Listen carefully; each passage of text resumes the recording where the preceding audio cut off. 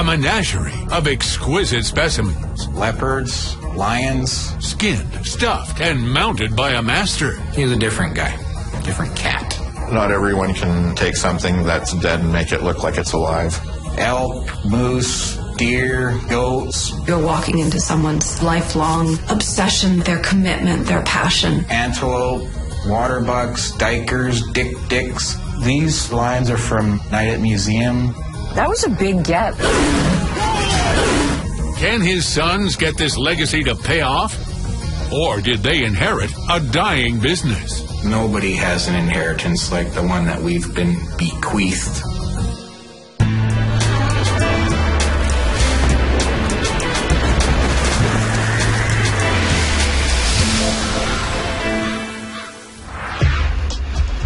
I'm Jamie Colby, and today I'm surrounded by millions of acres of pristine forest near Vancouver, British Columbia. I'm on my way to meet a family who inherited a legacy that evokes the very spirit of this wilderness. They're also left wondering how to preserve it.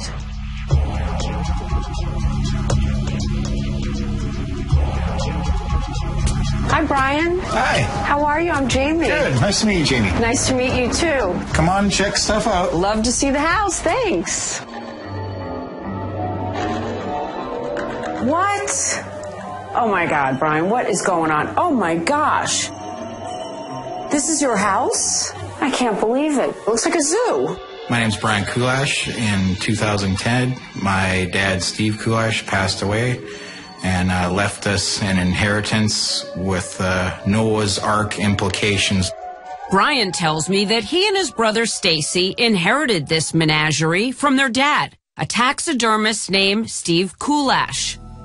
A series of calamitous events, including the one that caused their father's death, have stunned the brothers. They struggle to carry on his legacy.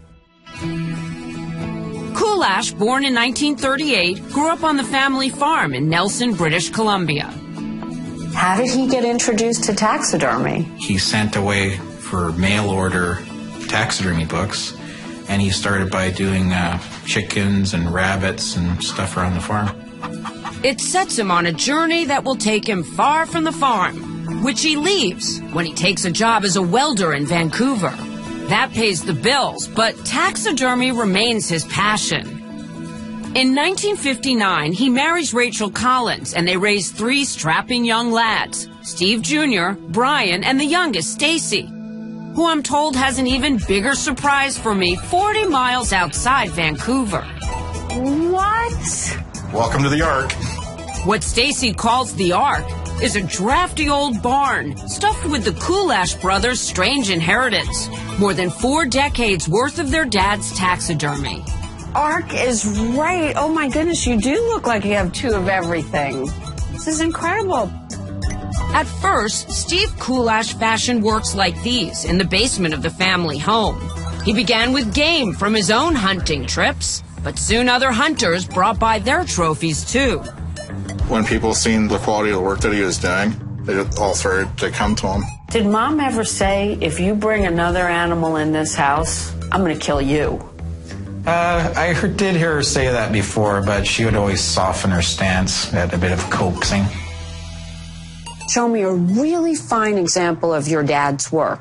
His ibex mount is one of his best works. Why? What makes it great taxidermy? He paid a lot of attention to the shape of the eye, the muscles that would make the eyes blank, and tissue. You have to have an artistic eye. Not everyone can take something that's dead and make it look like it's alive. He was an artist. Like so many artistic types, Steve dreams of actually making a living from his life's passion. In the late 1960s, he pulls the trigger, quitting that welding job and betting his family's future on his skill as a taxidermist. I remember going with him to empty his locker, and he had said, I'm just going to break free and do my own thing. He rents a storefront and opens Steve Kulash Taxidermy. Brian pitches in when not working as a meat cutter at a grocery store in Vancouver, while Stacy works full-time at his dad's shop and learns his craft. Birds of prey are my favorite. They look menacing even when they're standing still. His dad taught him anyone can learn to stuff a bird, but to turn a lifeless pile of feathers into this, it's about the expression, the pose, the articulation of muscles and limbs. Stacy demonstrates the skills he learned at his father's side. So now I'm separating the feathers along the breastplate and stomach area. The entire leg bone stays attached to the skin, and then you wrap cotton around the legs to make it look like it has flesh again. Before, they just used to inject formaldehyde in the little fleshy part of this part of the wing. From start to finish, each piece can take days of painstaking work.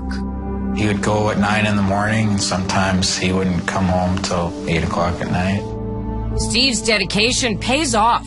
Soon his shop is attracting customers from all over North America and beyond. What kind of money can you make doing taxidermy? A good sale that we had was $150,000 when we sold 2 containerfuls of animals to Japan. His storefront on Kingsway was a Vancouver icon. And certainly when you walked in, you realized you're walking into someone's obsession.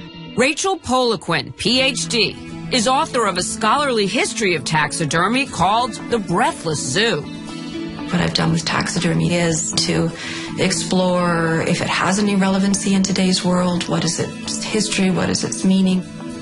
Great taxidermy is when you think that the creature might just reanimate in some way. Reanimate is right. See those lions with Ben Stiller? Steve Kulash goes Hollywood after the break. But first, our strange inheritance quiz question. What's the oldest museum taxidermy display? An owl in Greece, a dodo in China, or a crocodile in Switzerland?